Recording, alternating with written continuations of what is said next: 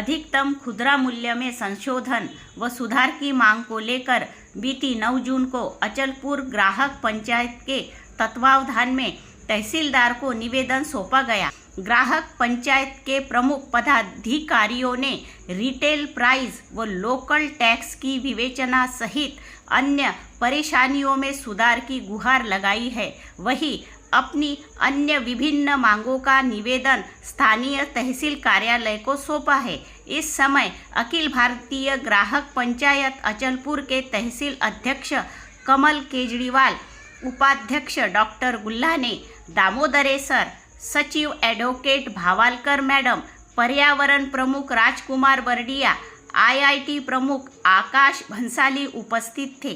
साथ ही महिला दिन के उपलक्ष्य में इस समय अचलपुर की नगराध्यक्षा सौ रूपाली मातने का शाल श्रीफल देकर सत्कार किया गया। परतवाड़ा से जयकुमार घिया की यह रिपोर्ट।